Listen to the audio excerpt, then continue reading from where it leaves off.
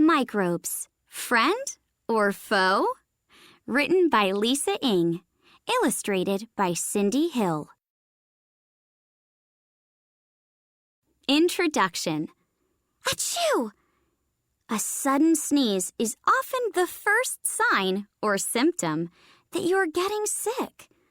But it isn't just the sneezing. You're also coughing, you're tired, and your throat is sore. Whatever your symptoms are, they have probably been caused by an infection from a type of tiny microbe, a germ. But how did you catch this bug or become infected? And what's a microbe anyway? Long ago, every sickness was a mystery. Doctors and medical schools didn't exist. And people often died from a simple illness, a minor injury, or a mild infection. Before scientists began to study disease and health, many superstitious people imagined they were being cursed by a witch or punished for something. Because no one knew about or understood what really caused any illness or how it was spread, no one knew how to prevent or treat a disease. After years of scientific research and discovery, we now know that a variety of microbes can make us sick. But what are these microbes? Where are they found? Are all microbes bad? Can learning about them help us to stay healthy and prevent diseases? What are microbes? Microbes are tiny, almost invisible living organisms. They are so small that they can only be seen with a powerful microscope.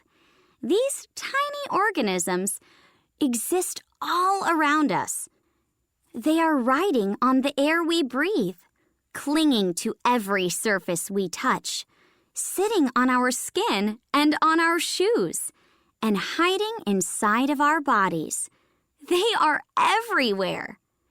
Microbes multiply quickly inside our bodies, in our cells.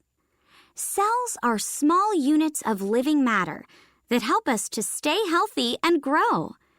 Our cells join together, almost like pieces of a puzzle. We have blood cells and bone cells, stomach cells, skin cells, and muscle cells. There are trillions of cells inside of us, and they all have important health-protecting jobs to do. An unwelcome invasion of microbes can interfere with our cells' functions, and some can cause disease. Louis Pasteur. Modern medicine owes a lot to Louis Pasteur. He proved the germ theory of disease, which states that contact with harmful microbes is the cause of disease. Pasteur's most important discovery was that heating a sealed canister filled with food to a specific temperature for a certain length of time would kill many organisms inside. This heating process is called pasteurization. Today, it is used on fresh milk and canned food. Math Minute. To pasteurize milk, the milk is heated to 145 degrees Fahrenheit, 62.8 degrees Celsius, for 30 minutes, or to 163 degrees Fahrenheit, 72.8 degrees Celsius, for 15 seconds. How much quicker in seconds is it to pasteurize milk at the higher temperature? The immune system. Our body's immune system is designed to protect us from harmful microbes. It's made up of individually important parts that work together as a unified defense. It's a cooperative collection of all the different types of cells, glands, and tissues that form the structure of our bodies. Its ability to remember microbes is our immune system's best weapon against them. The immune system knows which microbes it's looking for. It recognizes the ones that cause problems It remembers what defenses worked against them the last time they attacked and fights them off. If you had the mumps or the measles when you were younger, your immune system has remembered those microbes. It's unlikely that you will get sick from mumps or measles a second time. Math Minute. Some microbes can double their population every 20 minutes. If you start out with 1 microbe, how many microbes will you have after 4 hours? Hint, start with 1 microbe at 0 minutes. So how do our immune systems manage to keep out the troublemaking microbes? Outside, our skin forms a protective shield that covers us completely. It's important to clean, disinfect, and bandage cuts or scrapes to our skin so microbes can't enter the cut and cause an infection. Underneath our skin, there are microbe-hunting white blood cells that travel through our blood vessels.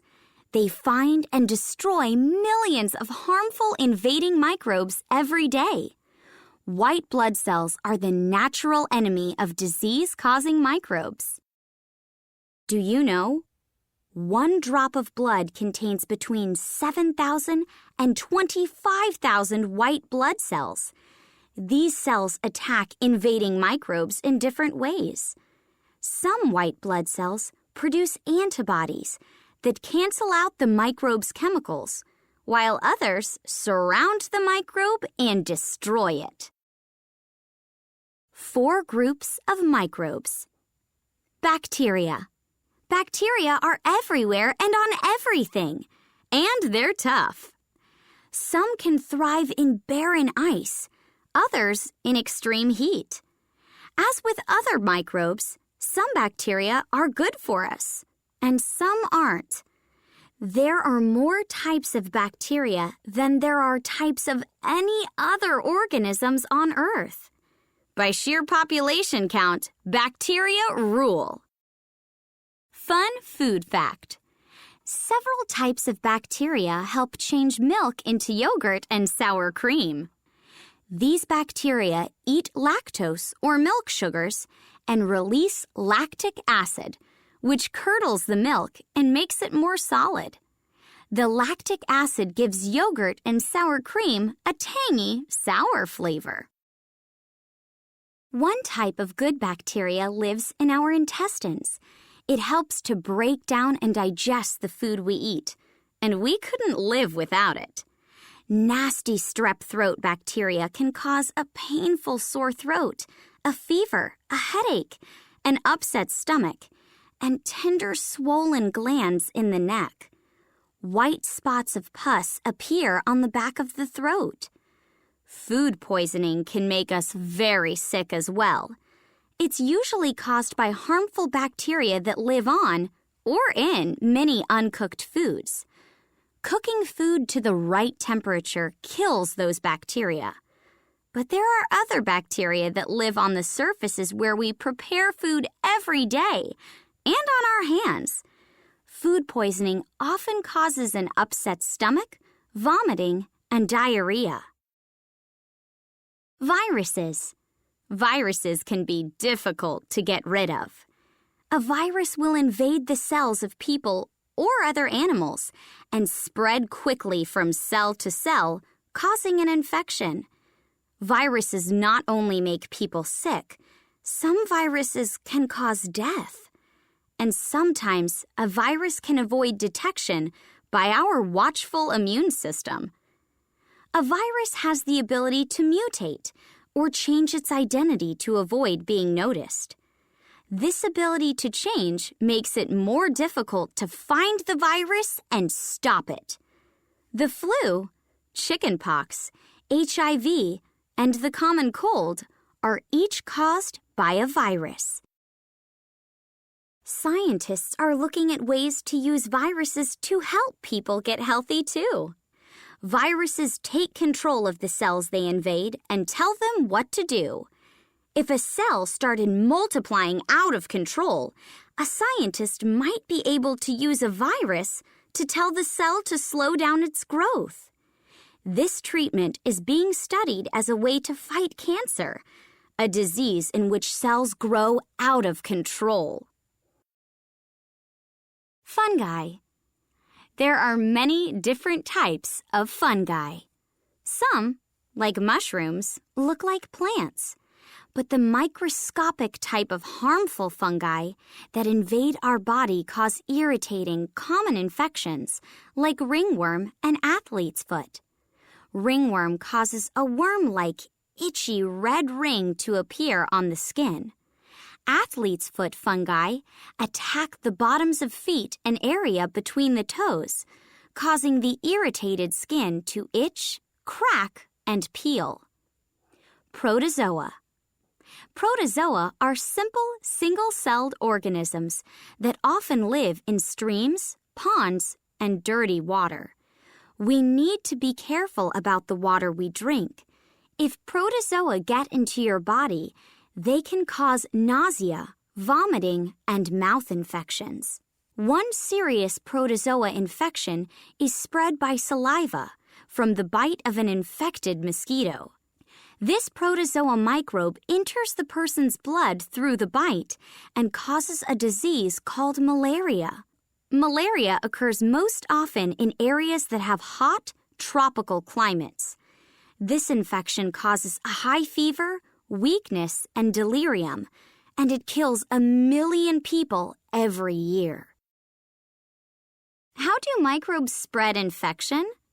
Think about the times when you have been in a crowded place near someone who is sneezing or coughing. You know they are spreading germs, and you wish they'd stayed at home. Most diseases are spread by our contact with an infected or sick person. Many infection-causing microbes live in bodily fluids, such as saliva, blood, and nasal mucus. These fluids make it easy for microbes to transfer an infection from one person to another. Besides the germs that are coughed into the air, you can pick up germs if you handle something that has been touched and contaminated by someone who is sick. There are also several harmful microbes that can infect an insect or other animal first. Then that infection can be passed to a human. We can get rabies from infected mammals such as dogs, raccoons, and skunks, and salmonella may be on chickens, birds, fish, and reptiles.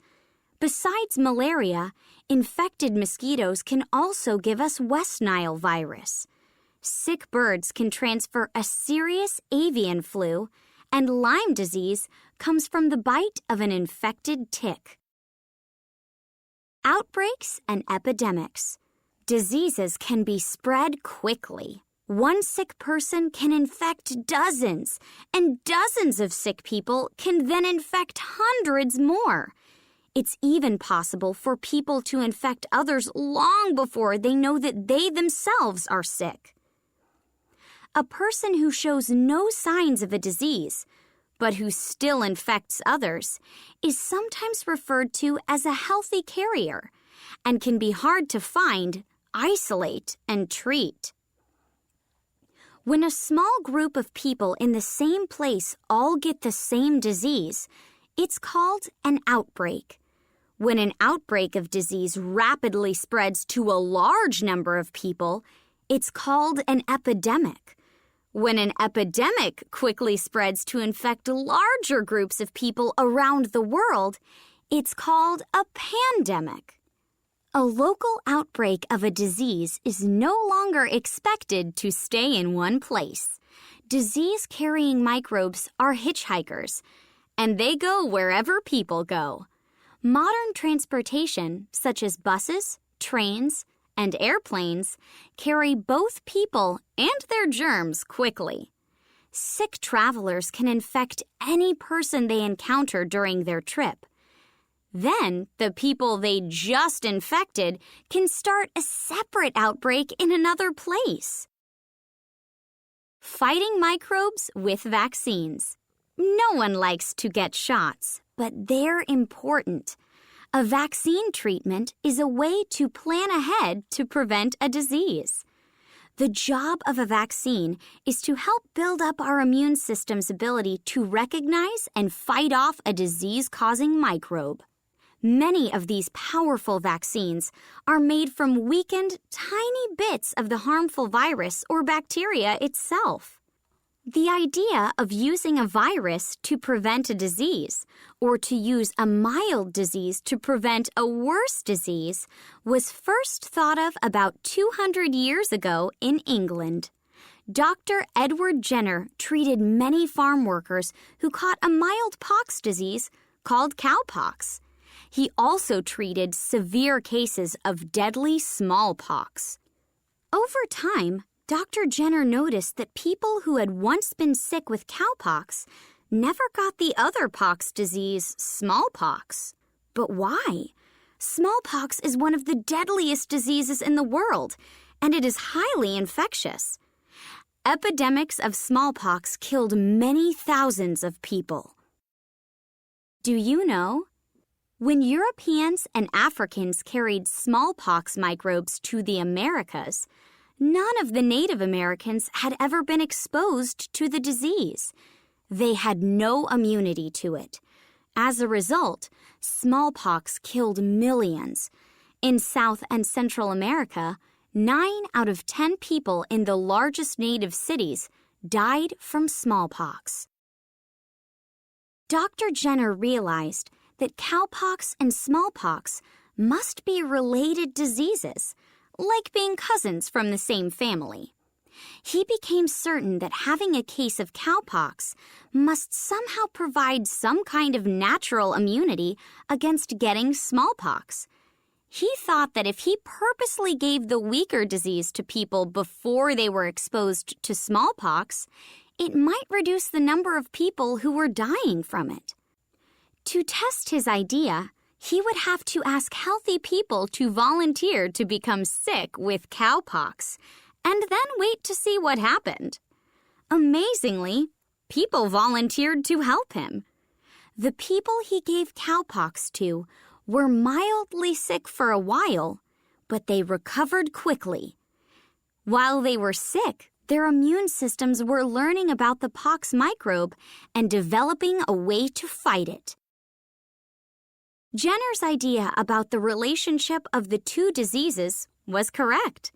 The people in his test who were given the cowpox virus as a preventive treatment did not get the deadly smallpox virus later. His use of a weak version of a disease to stop a stronger version of a similar disease saved thousands of lives. Dr. Jenner is credited with stopping smallpox around the world. About 75 years after Dr. Jenner's remarkable test, Louis Pasteur discovered how to weaken microbes and introduce them into the immune system. Then, as happened with the cowpox test, the immune system had the chance to learn about that microbe. It had its defense ready if the real disease attacked.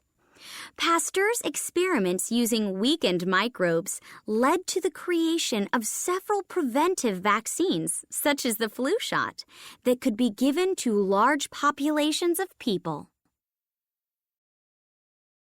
Antibiotics, the magic bullet. Scientists discovered that some microbes naturally fight and kill other types of microbes. They can do this without harming either healthy cells or other helpful microbes. These special killer microbes naturally produce strong medicines called antibiotics. The antibiotics directly attack only the targeted infection. Antibiotics are strong, but scientists were concerned to discover that the very strongest microbes sometimes survived an antibiotic treatment. Their research revealed several reasons why an antibiotic can fail. Sometimes the tough microbes change their identity just enough to hide from the antibiotic.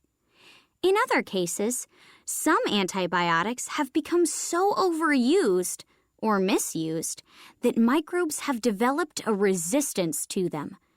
The microbe has learned to fight back. scientists continue to research microbes and antibiotics. They try to produce new, different, and more effective antibiotics to fight stronger, deadlier microbes. Do you know? In 1928, Dr. Alexander Fleming discovered that a common bread mold would kill bacteria. This discovery led to the world's first antibiotic, penicillin, which is still the world's most widely used antibiotic. Don't spread disease. Microbes like to travel. Microbes like crowds of people. Remember that when you're sick, it's important to stay home. Stay away from other people and rest. Doing both of these things helps your body fight harmful microbes. At the same time, it also keeps you from infecting other people. Remember to cover it and toss it. When you have a cold, always cover your mouth and nose with a tissue if you sneeze or cough. Then throw away the tissue in a trash can. If you don't have a tissue, cough into the side of your arm or cover your nose and mouth with your cupped hands. Then wash your hands as soon as you can. If you are sick, avoid sharing food, cups, or plates with other people. Staying healthy. Keep your immune system healthy. In order to stay healthy, you must keep your immune system strong. Eat a balanced diet of nutritious foods, including fruits and vegetables, and drink lots of water. Get fresh air, exercise, and enough sleep each night. Preparing food. Wash knives and cutting boards with water and soap after cutting raw meat, and never let raw meat touch cooked foods. Do not eat food from dented or swollen cans. Do not eat food that has fallen onto the floor. Keeping clean. The most important microbe-fighting action is staying clean with soap and water. 80% of diseases are transmitted through touch because many people do not wash their hands. If everyone washed his or her hands, we could cut down the spread of disease. Wash your hands after you go to the bathroom, after touching animals, and before and after you make and eat food. Wash with soap for at least 15 seconds, or as long as it takes to hum the song, Happy Birthday, twice. Rub soap lather all over your hands, even under your fingernails. Then rinse your hands and dry them on a clean towel. Take care of your teeth. Brush and floss your teeth to remove bits of food. Mouth bacteria cause cavities and feed on rotting food. Infections can easily get into your bloodstream through your mouth. Conclusion. Microbes live in, on, and around almost everything. Most microbes are harmless, but some of them can cause disease, and a disease can spread quickly. Some methods for preventing disease, such as the use of vaccines and antibiotics, are the result of over 200 years of scientific discovery, medical research, and modern medical practices. Many countries, organizations, and individual doctors are coordinating their efforts to control and even eradicate many diseases. Even with all of this effort, we will never be able to wipe out all of the world's harmful microbes. But we can learn how they cause infection and can help to control them. We can learn how to be healthier. See a doctor regularly. A healthy person should see a doctor once a year. Getting a regular checkup can prevent problems before they begin. Make sure you get all of your shots. Outdoor safety. When you go outside, do not touch wild animals. They may bite or scratch, or they may have disease-carrying bugs on them. Wear insect repellent to keep mosquitoes and ticks away when camping or hiking. Don't drink water that has not been purified and chlorinated.